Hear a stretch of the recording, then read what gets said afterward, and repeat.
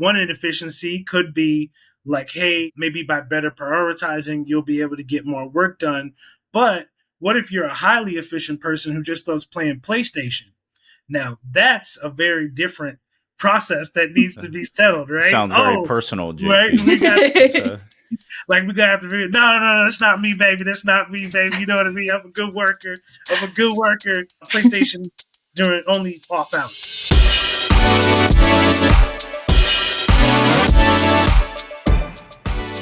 All right, everybody ready? What's up, lifers, and welcome to the Daily Standup with Lifetime Value, where we're giving you fresh new customer success ideas every single day. I got my man JP here. JP, do you want to say hi? What's up, people? Got my man Rob here. Rob, do you want to say hi? What's up, lifers? And we've got Autumn here. Autumn, do you want to say hi? Hello, hello. Here earlier. Hello. Earlier than usual. Oh, wow. Oof. Dad joke. Rob, take notes. And I am your host. Hey, Another dad. My name is Dylan Young. Autumn, thank you so much for being here. Would you please introduce yourself? Yeah, I'm Autumn. I am located in Montreal, Quebec. I work for a startup called Revelate, where we provide opportunities for internal data sharing and data commercialization. I've been a part of the customer success team for about 2 years now. And is it your first CS role? Absolutely not. I've been in customer success for about 10 years, on and off in various roles. Awesome. That changes the makeup of the entire conversation. So I just wanted to set that up. Anyway, you know what we're doing here. We ask every single guest one question and one question only. That is, what is on your mind when it comes to customer success? Why don't you tell us what that is, Autumn? So the power of value mapping has been on my mind lately, and being able to use that is specifically in early age startups. So if you're anywhere where I was last year when trying to build out a customer success program, when you feel like everything's on fire, you're putting out issues, you're really just in a reactive mode, you're looking to find a place to start, to know where to build these processes, because without that, you're going to remain in that mode.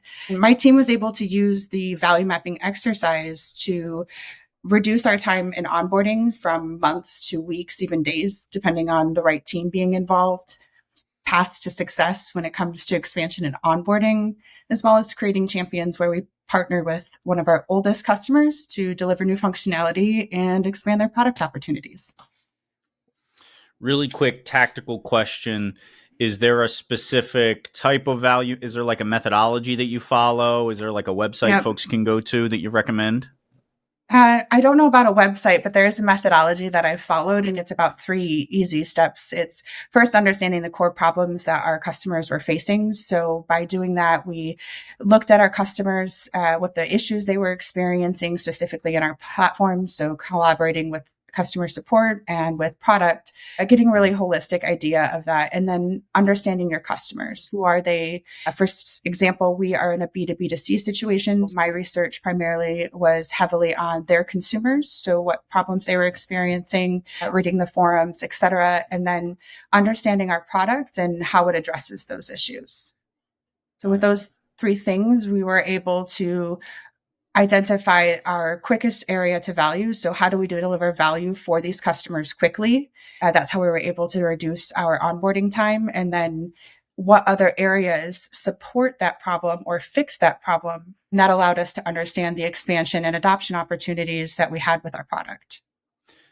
One last question before I throw it over to Rob, who lit up when you said the term value mapping. But you said it reduces onboarding time.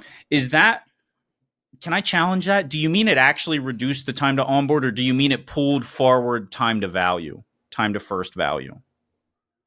In our situation, I feel like it did both, because we were consistently in an onboarding phase because we didn't have that identified value marker. Now that we have that, our onboarding time has been reduced significantly, but we're also able to coordinate with safe product, for example, to contribute to that reduction of time.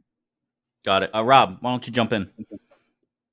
I think this is a cool concept. I've never used the term value mapping before, but as I heard it, I was thinking through, I just came up with a 5-step process of how I could implement this with a This is super useful and applicable.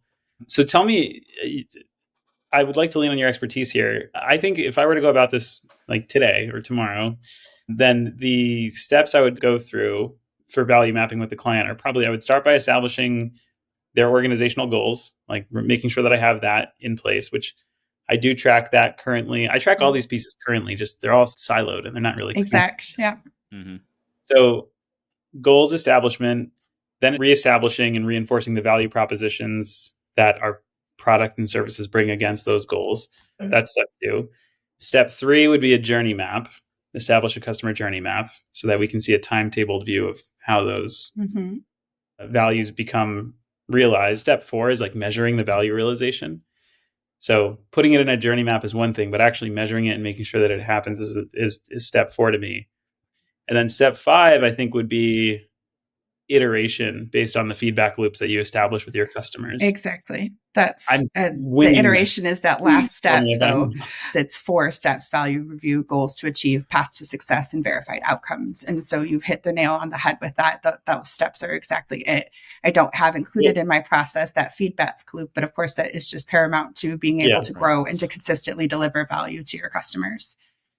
This is fun. I like this idea. JP, do you have any experience with this, whether it's called value mapping or something else? Yeah, it looks like it's a really great, convenient way to describe something that I think I've tried to do on my own, but cannot be done on my own. It must be done with the team. Exactly. And so it looks like it's really cool. Like it's an offshoot of Six Sigma, which is something that I've definitely been interested in getting certified for. Looking at Gemba processes, being able to go and find out in a very supportive way, right? Because I never want to forget the human element is when we start talking about efficiency, that means inefficiencies get brought to light.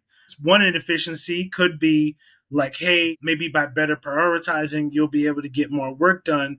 But what if you're a highly efficient person who just loves playing PlayStation?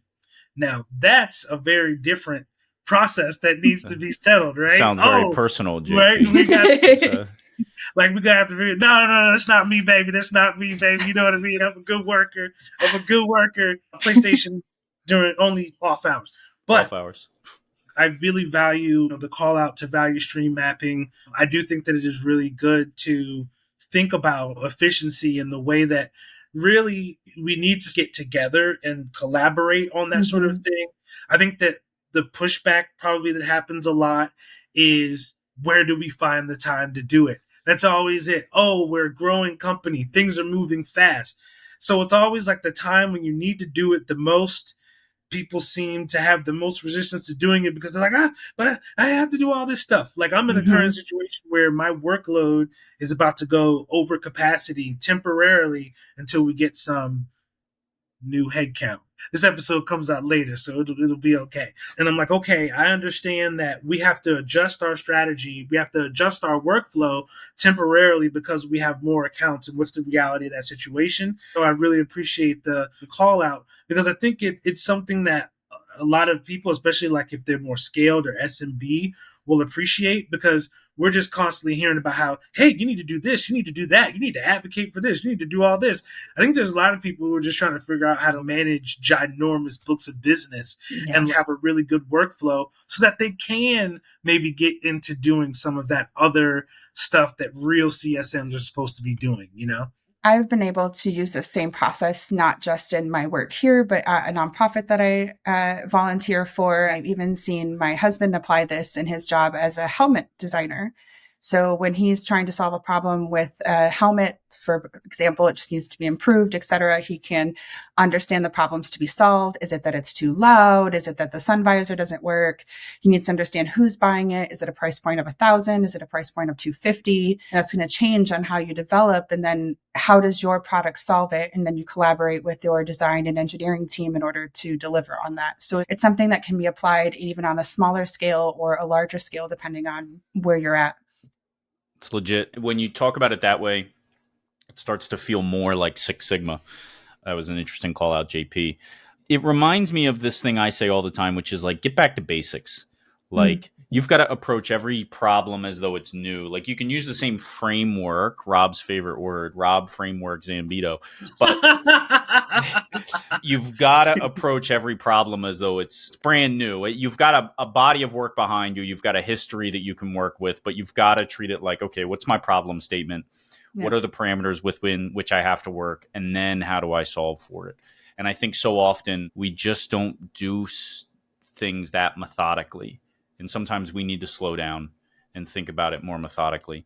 Autumn, this is an awesome topic. I really love it. Thank you so much for sharing it. We are out of time, but you should come back and talk about this some more at a later date. You. Until then, we've got to say goodbye.